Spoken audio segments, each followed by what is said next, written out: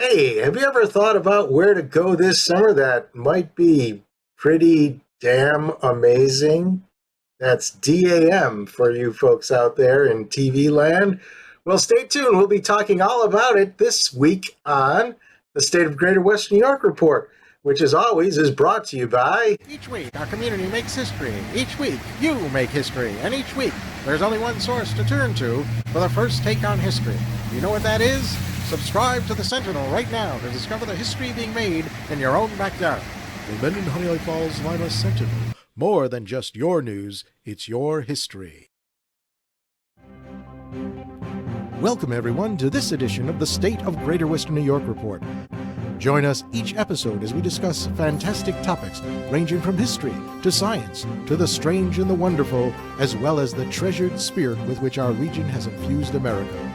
We challenge you to consider all things Greater Western New York, from our region's very beginnings to how it inspires, how it empowers, and why it is so admired.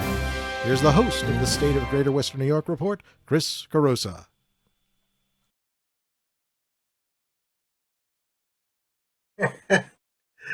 Wow, my head was chopped off there. Hey, well, we've got a little bit of a technical anomaly going on right now. We won't be able to be showing you the video of our guest, but we have the audio on. She's Juliana Smith. She's the park ranger at the Mount Morris Dam and Recreational Center, or area, I guess it's called. Right, Juliana? Are you live with us right now? Hi there, Chris. Hi, everybody. All right, she's coming through loud and clear. So, folks on the internet call who are watching live, just let me know if there's any issues with the audio on your end. You can just put it in the chat and I will respond to it. Same thing with your questions, if you have any questions there. So, Juliana, before we go into the dam itself, tell us a little bit about yourself, maybe how you got involved in all this, how you ended up being a park ranger at a So my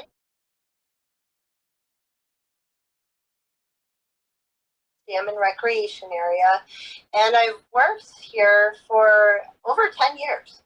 My background, I have a degree in education and also natural sciences. And, my job duties here at the Mount Morris Dam and Recreation Area include operating and inspecting the dam itself, and then also managing our recreation program and visitor services. Excellent. So, Juliana, tell us a little bit. We're going to put up some pictures as you talk to us a little bit about the dam. How did the dam actually get started? What was the purpose behind it? And when did it actually get built? Yeah, so that's a great question. Chris, do you have the photo you want to put up there? Oh, yeah. Dam, that's what we're talking about today. And the dam was constructed in 1948. So just a little bit of context is being on the lower Genesee River, common occurrence. What we're seeing here is an illustration 65 of the city of Rochester. From spring snows and also a few years, the city of Rochester would be heavily flooded by a major storm. And you can see, again, in this photo or this illustration, this shows April 1865. In the early 1900s, as infrastructure in the lower Genesee Valley grew, there was a greater demand for protection from flooding in the lower Genesee River region. And the construction of the Mount Morris Dam was authorized in the 1944 Flood Control Act. Construction began in 1948. And what we're seeing here, oh, Chris, are you able to go back? Yes, you just tell me what to do and I will do it. Yeah, I like it. It's really great. So what an aerial photo from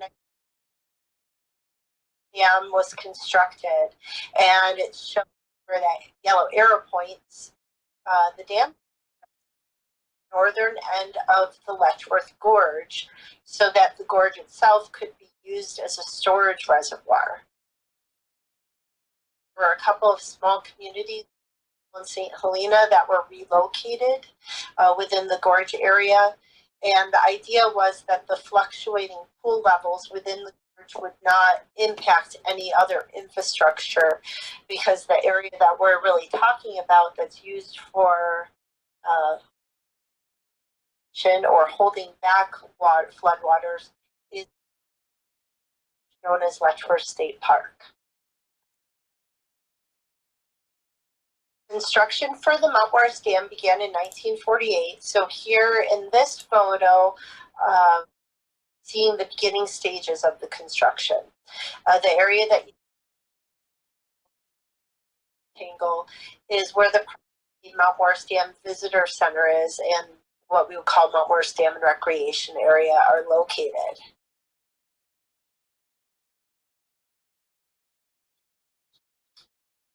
A concrete gravity type dam was selected for the location, and it was built with a capacity of over 300,000 feet of water, which was enough to protect against any previous flood record. The construction of the humongous structure was quite an undertaking. And during the 3 years of concrete being poured, crews worked around the clock. Were there any sort of special crews that came in? Were they experts in dam building in the Army or something like that? Well, so the Army Corps of Engineers was the agency that was the construction of the dam.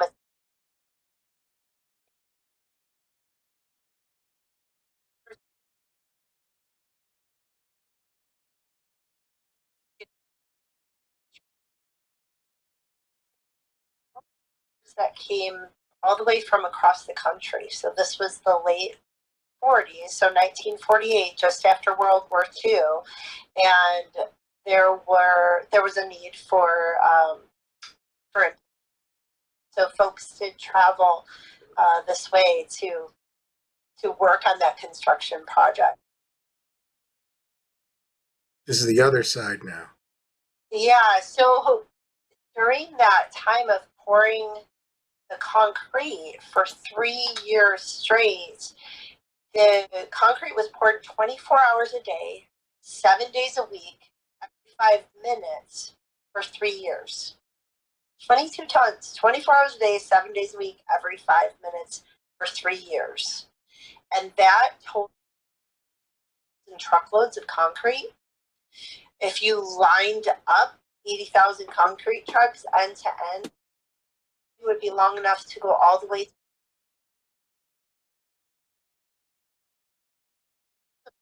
150 cubic yards of concrete that make up this dam. And it was truly an enormous undertaking to construct the 22 individual monoliths or towers that solid concrete that are each 175 feet tall that constitute the Mount Morris Dam structure. Now let's go back to that other picture, and maybe this will help answer the question. Where did the water go? Maybe, while the dam was being built, the water still had to go through, right?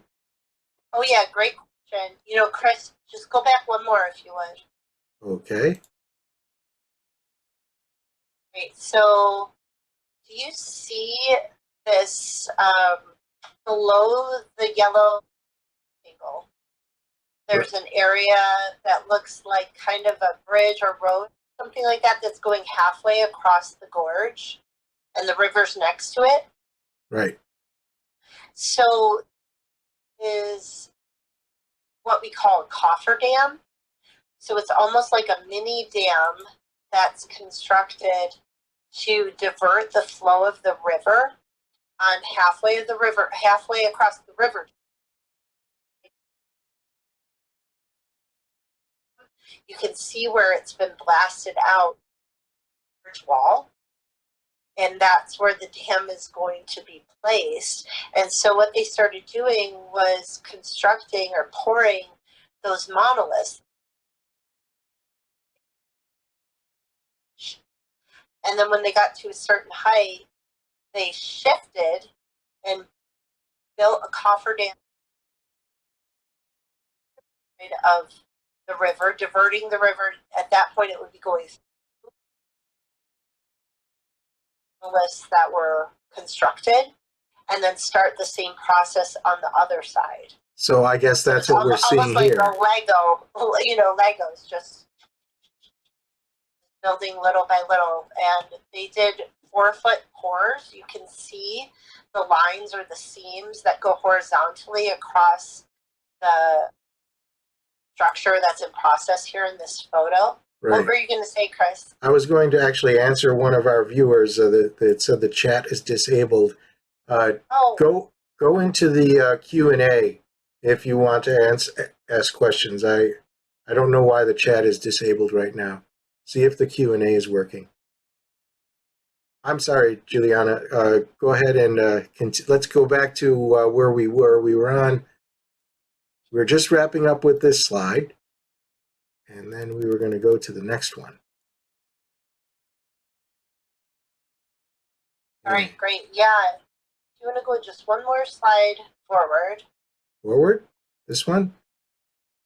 I think I'm looking for one that shows the dam completed. I got a couple of those down the line. There's one with some blue arrows. Blue arrows. Oh, this one has blue arrows. Oh yeah. Oh, perfect. Yeah.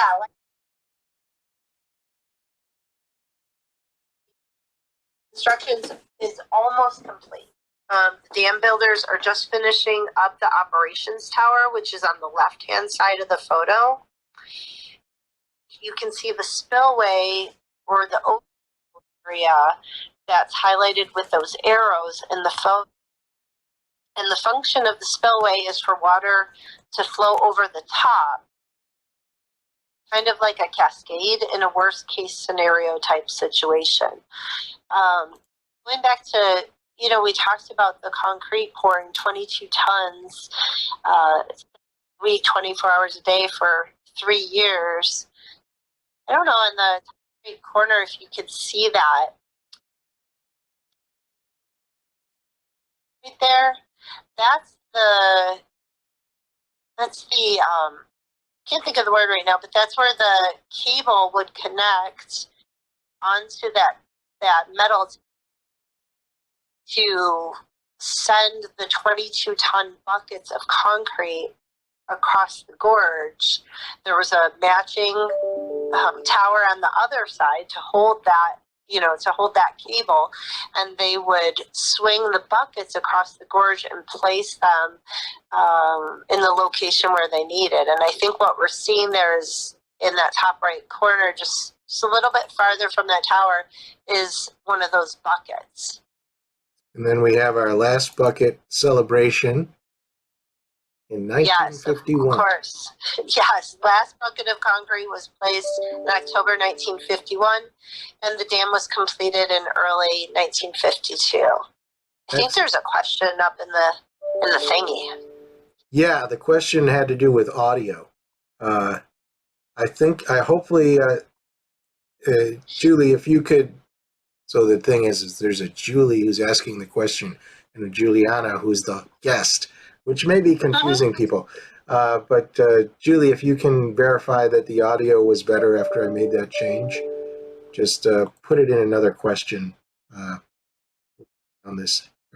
So the people who are watching this on a recording are having a great time because they don't care about any of this live stuff.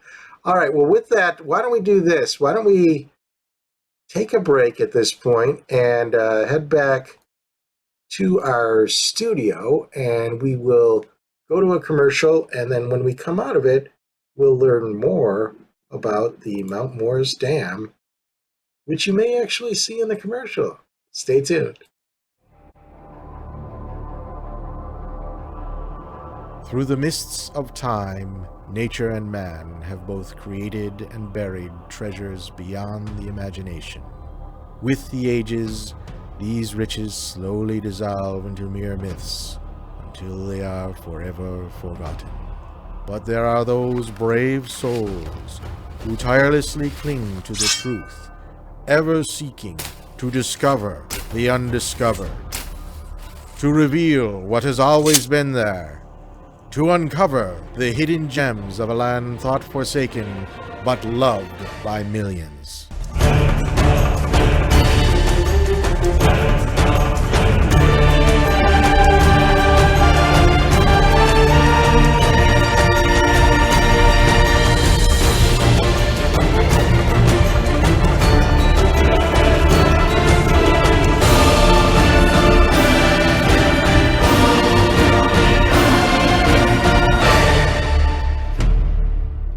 50 Hidden Gems of Greater Western New York.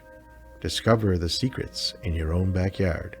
Buy your copy now at 50hiddengems.com. Well, thank you and welcome back to today's show, the State of Greater Western New York Report, where we're talking about the Mount Morris Dam. So, Julie, if you could come back on the screen here. Come back, Julie, come back on the screen. Julie, who is the park ranger there at the Mount Morris Dam and Recreational Facility, is telling us about the building of the dam, and we have the dam being built. Now, describe a little bit about the dam and also answer this question, because I know a lot of people ask this question is, does the dam generate electricity? Oh yeah, Chris, that's a really great question. And a lot of people are curious about that. The dam does not generate electricity. And the reason for that is that the upstream section of the river, so the area from the Mount Morris Dam to Portageville, so you would think of the part that we would know as Letchworth State Park, that part of the gorge is protected. It became protected in 1989 by something called the Genesee River Protection Act. It's very similar to the Wild and Scenic River Act. And so that protects the ecological, geologic, cultural, recreation, and scenic value of the canyon. And so what that means for us, the Army Corps at the Mount Morris Dam, is we're mandated by Congress to only interfere with the flow of the water doing something related to flood prevention. Otherwise, we're obligated to aid operations, meaning we're not holding anything back or letting too much go through. We're just doing run of except when we have very wet weather. Which we'll get to in a second, but give us a sense of scale. How big is this dam? Yeah, so here's a more recent image taken from the upstream side. So the river going towards the dam here. And the Mount Morris Dam is really humongous. It's about 245 feet tall from top to bottom, which would be like a 25-story skyscraper. So it would fit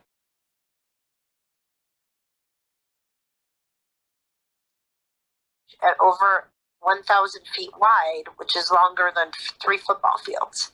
It's really huge. We have this picture here. What are those little holes down there? Yeah, at the base of the dam, there are 9 tunnelways, or we call them conduits, that with that yellow rectangle, and that's flow through the dam. In each of those 9 conduits, there are 2 gates, or there are 2 2-inch thick steel blades that the U.S. Army Corps of Engineers uses to control the flow of water going through the structure. So here's a photo from, 1972. So the Mount Morris Dam operated successfully for about 20 years. You know, it was constructed in 1948. Construction finished up in 1952. And of course, there were a lot of events where we were holding back water to prevent flooding. the storm event known as Hurricane Agnes, or up in this area it would be called Tropical Storm Agnes, that occurred in June of 1972, the reservoir had gone from completely empty to nearly full in just a couple of days. And what we're seeing in this photo is the water held back behind the dam, and you can see it filling the Letchworth Gorge. I remember people were worried about the dam would be breached. Yes, this was the dam's true test. And, you know, that really was its true test. That was the deepest the water has ever been since the construction. And it came within 4 feet of going over the top of the spillway. So at that level, 75 feet deep, the water, going 1,000 feet across, filling the canyon, and going back 17 miles to where Lower Falls is in Letchworth State Park. Seeing right here in this photo is water rushing over the Lower Falls. Excuse me. If we're full, Lower Falls is underwater. And during this storm event, a tremendous amount of rain, which resulted in very destructive, widespread flooding, the worst on record for the entire U.S., the entire Northeast. And you can see this photograph of the gorge completely filled up. This is looking towards High Banks, and here we are seeing the spillway just within 4 feet of going over the top. And the reservoir filled rapidly. This happened within just a matter of days. Wow. And anyone who lived in the area during that time remembers this event well. I'll meet folks all the time that remember missing their high school graduation or their high school prom, because it happened right at the end of June. And yeah, it was a tremendous, tremendous event. So these are just some really impressive photos of the dam absolutely full. And during that event, the Mount Morris Dam was estimated to prevent an estimated $210 million in damages during just that one event. Wow. And it held its ground and it survived. You know, it was a true test, but it held strong. And, you know, the dam has continually operated since and has prevented over $4 billion in flood damages since construction. This photo here that we're looking at is a photo that was taken in February 25th, 2022. And at that time, the pool was approximately 115 feet deep, which for us is about 40%. And this was a result of, you guessed it, snow melt. So really, you know, the Mount Morris Dam is even more relevant now than ever. We have many, many events throughout the year that we're holding back water to prevent.